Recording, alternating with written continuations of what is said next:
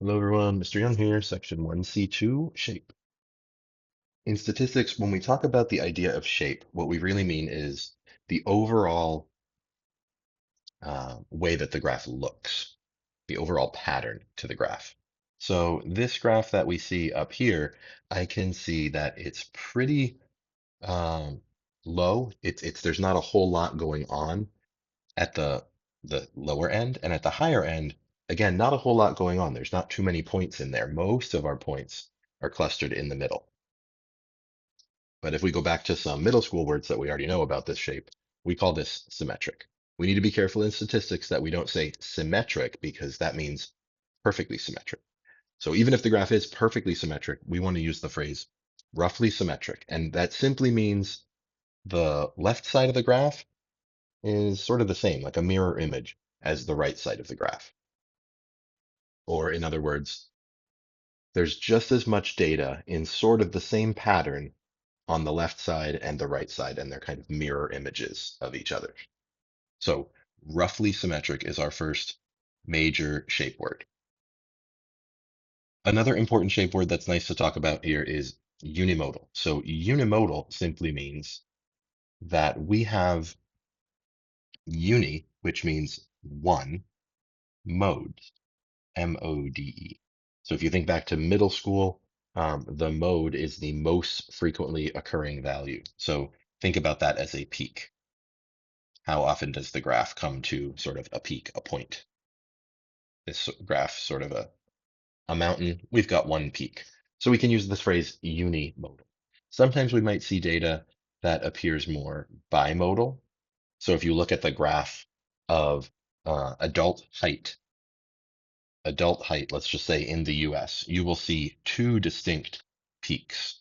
One peak for females who have a smaller biological height than males. So let's see, female height is 5 feet. Oop, I wrote feet twice. 5'4.5" question mark. And guys is 5'9". So you'll see those actual peaks on the graph. So if something's not symmetric, or let's say roughly symmetric, that must mean that one side is not a mirror of the other. So one side has probably got a little bit more data, or one side is a little bit longer. So we care about the side that is longer when we're naming this. And we use the phrase skew. SKEW is the root word there. So you could say left skew, or you could say skewed to the left. And that simply means that the left side is longer. Longer is sort of a weird word to use here, but if you think about the peak, where is the sort of where most of the people are, right? The largest part of the population. And then you look at what's happening on those other sides. Here, this data is skewed to the left. The best example of grades that are typically skewed, or sorry, numbers that are typically skewed to the left are grades.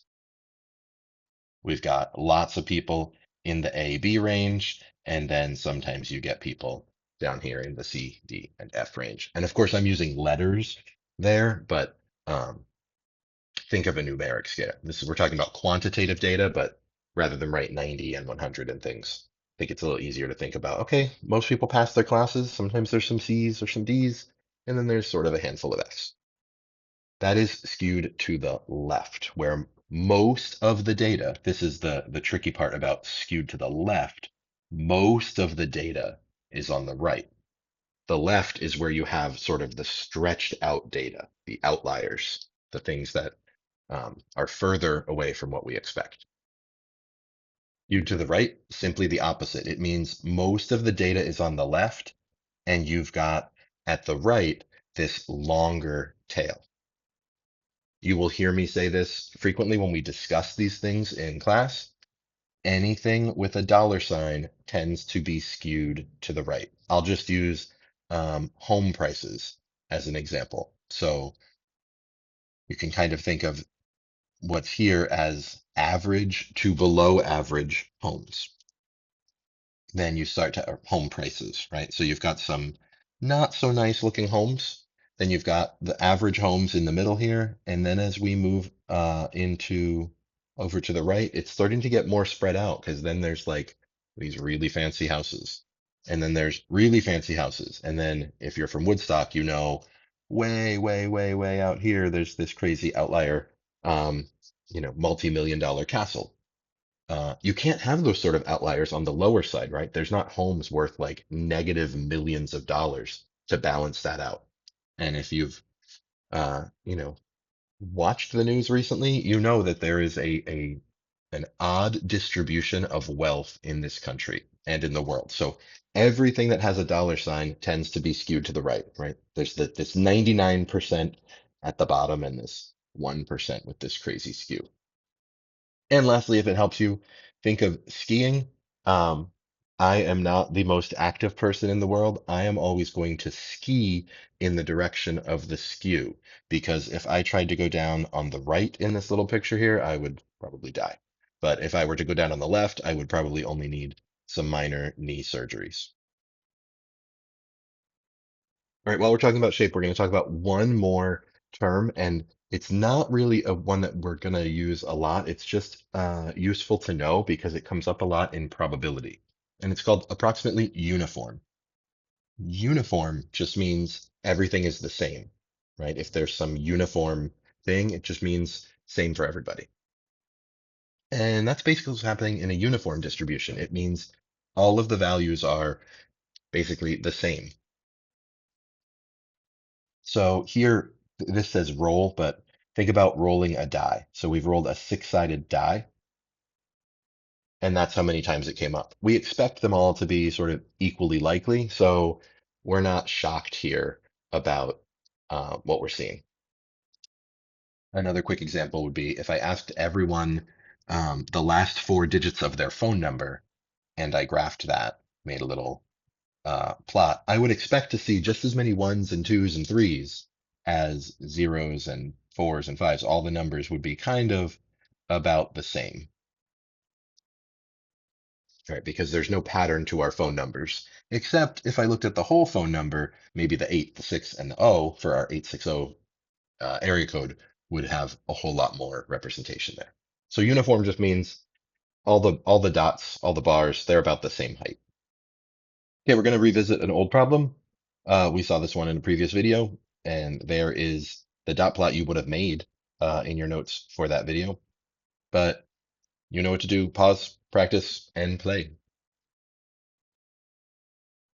So we talked in class about when we describe the distribution that we really want to make sure we try to do three different things. That we talk about the shape, that we talk about the center, and that we talk about the spread. So you want to keep those in mind as we work through this. And I often use socks, and I'll say, don't forget your socks, where the O just means talk about any outliers. But we tend to do this in a sentence, so we don't just write socks and fill things in. And when it says describe the distribution of costs, the best way to start is to say the distribution of costs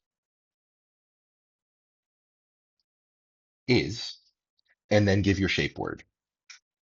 So if I were gonna hop on skis, I would definitely be going to the right.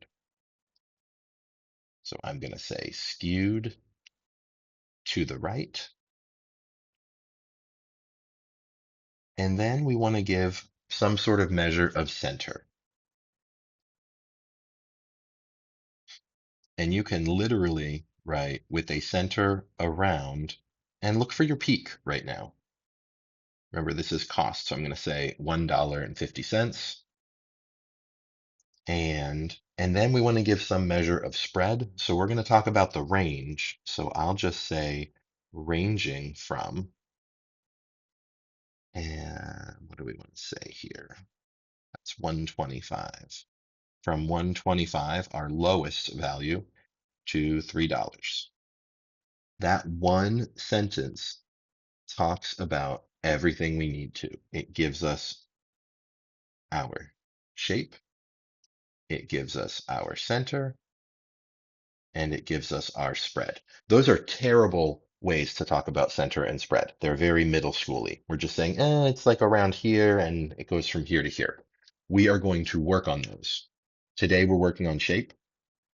Later, next week, we are going to work on better ways to talk about center and spread. We'll go very deep on those. We're just not there yet. And why does this make sense? That's very simple. It's all about the money. This makes sense because it's got a dollar sign on it. Things with a dollar sign are typically right skewed. All right. See you next time.